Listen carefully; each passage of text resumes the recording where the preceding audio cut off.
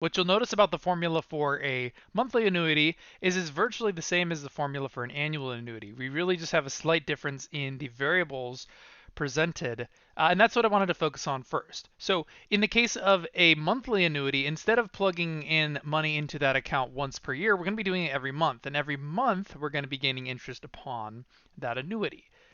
So basically, in this case, F is still going to stand for the future value of the annuity after the time has completely passed in the deposits. M is going to stand for the monthly contribution into the account instead of C, which was the annual contribution. So basically, we're going to be putting in money once per month instead of once per year, but it's going to have the same exact placement in the mathematical formula. And we're going to multiply by this big brick, which is instead of being 1 plus r to the lowercase t, it's going to be 1 plus m to the uppercase t, where instead of using r as the annual interest rate, we're going to be using what we call the monthly interest rate instead. And in 10.5, when we get into amortization, it's going to be actually exactly consistent with these two variables, which if you look in the book, actually this is not in the book for 10.4, but it's very small difference, and I wanted to at least cover a more realistic or an alternative realistic case. But basically, if you take your APR and divide it by 12, that's going to give you what we call the monthly interest rate, which is just basically, say you have a 3% interest rate, that's implying it's an annual rate. Now, if you take that 3% and you divide by 12, that will give you the annual interest rate, which is, well, how much is the monthly interest rate, which is how much is it going to be growing per month, right? Because it's not going to be growing 3% per month. That's a lot different than 3% per year. So, obviously divide by 12, and that will change the periodic nature of the interest rate to be monthly. And then capital T here is the total number of deposits into that annuity, which if like in the case of the annuity from before, we were depositing this amount per year over 10 years. And so 10 just kind of just represented how many deposits are we making. And that's kind of the same here. T is just going to be, well, if we're depositing X amount of dollars, or in this case, M amount of dollars per month, uh, over a course of T, lowercase t years, we're going to be making a whole lot of deposits. And that's what capital T is going to be. How many total deposits will we have in that time frame? And notice that the formula for what that is here, capital T is equal to 12 times little t. Basically, you just take how many years is that annuity going for and multiply by 12, because you're making that deposit once per month for t years, which will give you capital T total number of deposits. And this is again the same in 10.5. So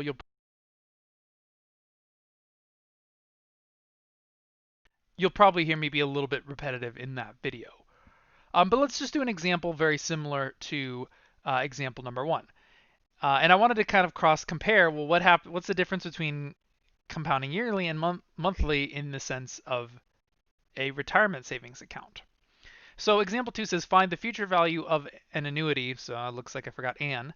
Of an annuity where Joe deposits $200 every month for 10 years when it's compounded monthly at a rate of 3%. So very similar example, but instead of plugging in $2,400 per year, we're going to be doing $200 per month. And you notice that, again, assuming no interest, this would actually be exactly the same amount. We're just kind of looking at what if that's spread apart on a monthly basis instead. And you should not need this formula for the homework because this, as I said, this one's not in the book. The book only does annual, but I thought we would just cover a monthly example as well. But it's very similar. The formula is pretty much the same, just with notice the change in variables. When you shift your periodic nature of your deposits, you also got to change what you're plugging in. So the monthly deposits is $200 per month. The interest rate is 3% still, but that would change the monthly interest rate because the monthly interest rate is the annual interest rate divided by 12. And notice that when I'm given an interest rate of 3%, that's always implied to be a yearly percentage. Notice it doesn't actually specifically say, but when interest rates are provided to you by a bank or credit card, they're almost always going to be the yearly interest rate, phrased as APR annual. And that's something that you would need to know, but it's growing at 3% per month is pretty ridiculously extreme growth. So we can kind of assume that that is not a monthly growth percentage rate. But anyways, if I take the interest rate, and notice that I would want to make sure to do that as a decimal, because again, we want to plug it in as a decimal. The monthly interest rate is going to be 0.0025. So when I'm plugging that in, that would be my little m. And I would recommend doing that before I start trying to figure out the full uh, value. But basically, I'm going to take um, the monthly contribution and multiply by this huge fraction, similarly to the last example. Now I have 1 plus m to the t. Well, if I just do 1 plus 0.0025, that would just be 1.0025. That's going to be to the capital T power. You should probably also figure out what that is before I go on any further, and that is just 12 times little t.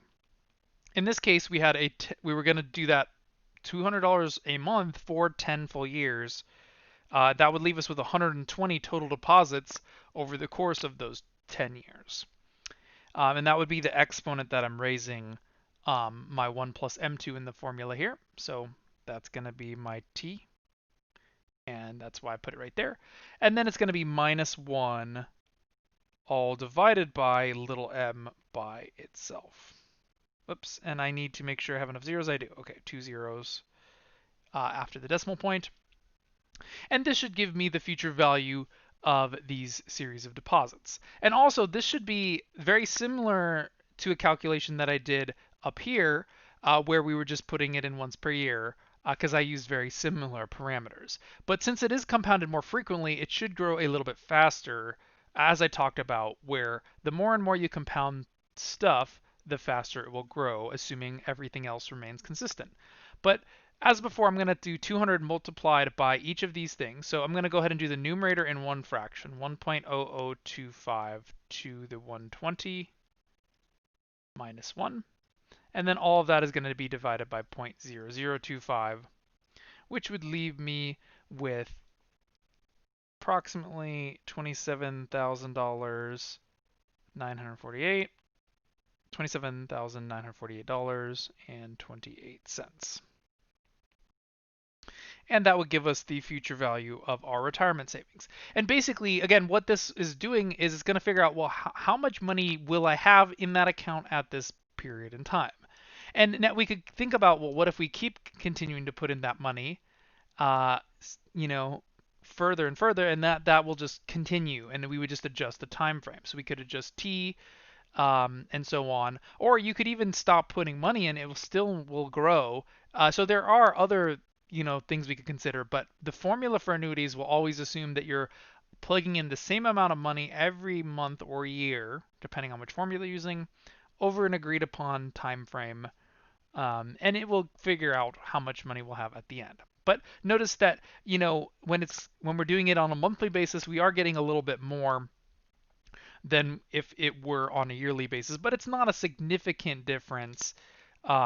But obviously, it's still a lot more to be gaining interest than opposed to not gaining any interest on our retirement savings. And another thing is usually a lot of jobs will give you a bonus to your retirement saving. They'll like match your contribution plus certain percentages. And it's very strongly recommended that if your job offers to do some sort of percentage matching into your retirement account, that you do take that because it's basically free money.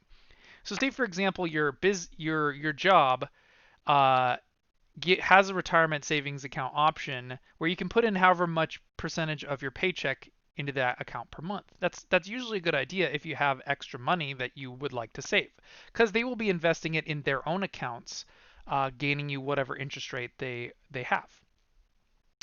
Um, Now, here's the thing with matching is that a lot of jobs will say match 5% contribution or something. So say you put in 5% of your monthly paycheck, they'll basically match that, aka double that. Some jobs will even put in extra. There's a lot of incentive or bonuses which come with certain types of jobs. And if your job does offer that, basically say I'm going to put in $200 a month. If my job also contributes $200 a month, I'm basically doubling my savings, and it's also gaining money over time, it's a very good deal, and it's something that you should not pass up on if you are presented with such opportunities.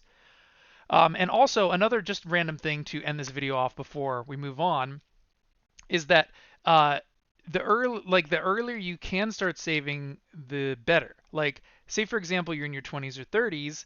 Uh, if you start saving when you're really, really young, it gives your retirement savings a lot longer of a time to grow.